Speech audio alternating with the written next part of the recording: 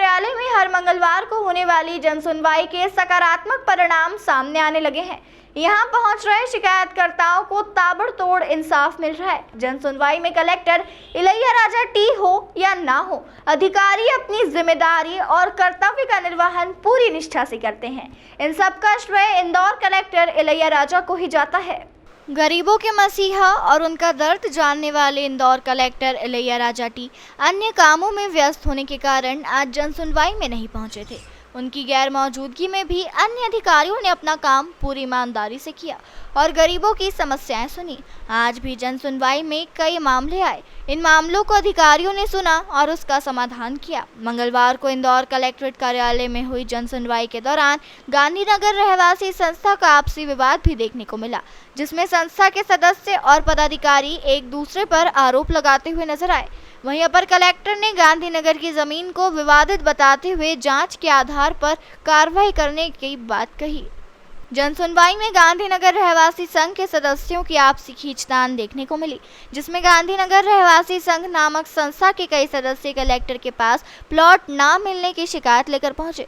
पीड़ितों का कहना है कि संस्था द्वारा सालों पहले रजिस्टर कर दी, लेकिन कब्जा आज तक नहीं दिया।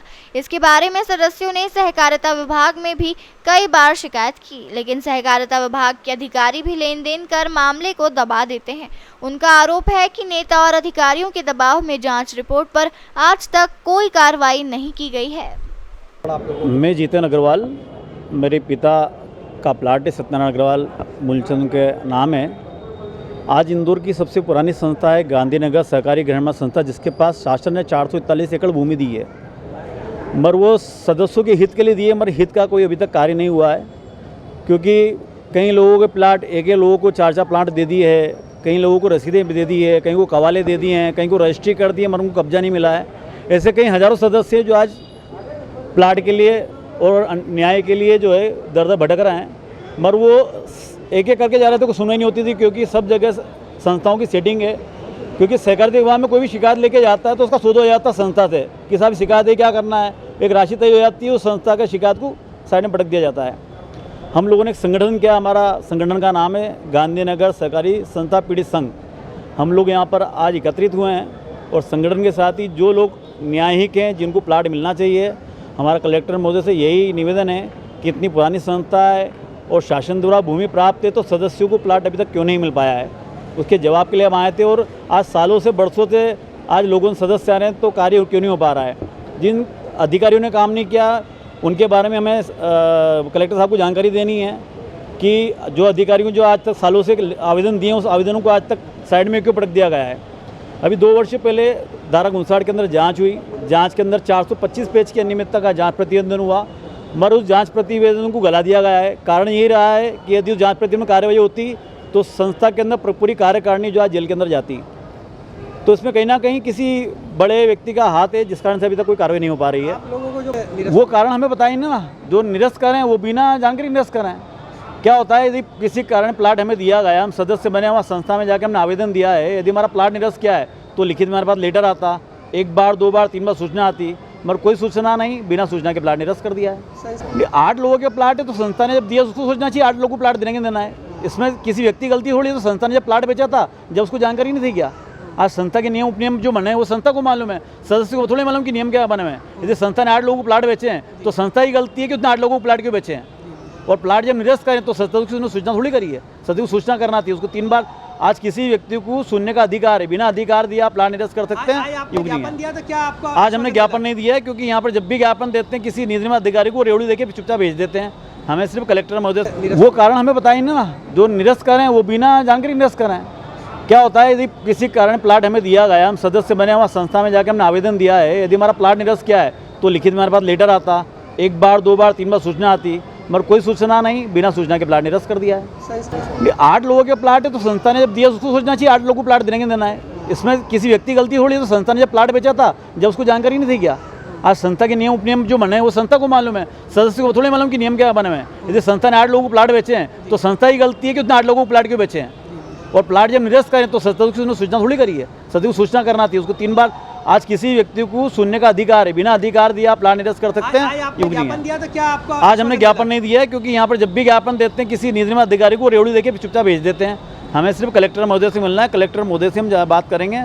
और आज आंदोलन हमारा सिर्फ बहुत शांतिपूर्ण आंदोलन है, इस पर कोई कार्रवाई नहीं तो उग्र आंदोलन में हम इसके अंदर करेंगे। आपका नाम और वहीं दूसरी ओर संस्था के पदाधिकारी ने बताया कि संस्था के एक सदस्य मूलचंद अग्रवाल द्वारा रहवासियों को लगातार भ्रमित किया जा रहा है और रहवासियों के नाम से झूठी शिकायत की जाती है। साथ ही संस्था को बदनाम करने के लिए बैठक कर लोगों को भ्रमित किया जा रहा है। गांधीनगर रहवासी संस्था को बदनाम किया जा रहा है। इस बारे में हमने कलेक्टर महोदय से शिकायत की है, क्योंकि इस वक्त संस्थापक सहकारिता विभाग प्रशासक नियुक्त किया है, इसलिए प्लॉट की रजिस्ट्री नहीं हो सकती। संस्था के चुनाव होने के बाद प्लॉटों की रजिस्ट्री फिर से शुरू हो पाएगी। ये गांधीनगर गृह निर्माण सहकारी संस्था की जो आए दिन लोगों झूठी शिकायत पेपर में करते हैं और फोटो छपाते हैं कि हमें प्लाट नहीं मिला है और रजिस्ट्रियाँ नहीं हो रही है, उसके एवज में हम यहाँ पर जन सुनवाई में कलेक्टर साहब को आवेदन देने आए थे। सारे सदस्य गांधीनगर के जितने सदस्य हैं उन लोगों ने अपनी तरफ से भी एक लेटर दिया और सोसाइटी की तरफ से भी उनको एक आवेदन दिया गया है, जिससे कि जो सत्यनारायण मूलचंद अग्रवाल है 1918 में कोर्ट द्वारा उनका आदेश हुआ था और कोर्ट से आदेश हुआ था कि इनको एक प्लाट दिया जाए।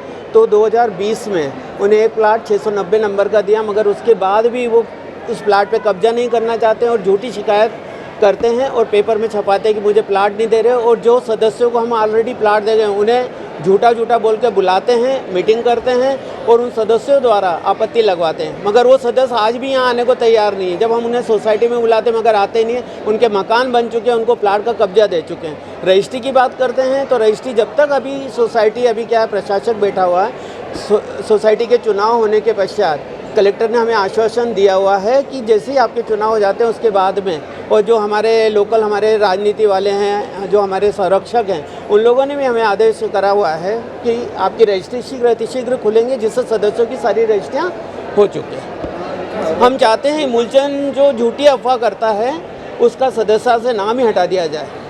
उनका आरोप था कि अभी तक संस्था की ऑडिट भी नहीं करवाई गई। ऑडिट का सवाल है। 2011 में पुलिस द्वारा सारे जो हमारे दस्तावेज हैं वो थाने में जमा हैं, वो आदेश मिल जाए हमें। हम तो बहुत बार आदेश एक लेटर लगा चुके हैं थाने में, एसडीएम के पास, सब दूर, कि उनसे हमें उसकी फ़ोटोकॉपी दिलवा दें। जो हमारे वहाँ पर जब्त हैं उनकी एक फ़ोटोकॉपी दिलवा दें, जिससे हम हमारा ऑडिट कर सकें।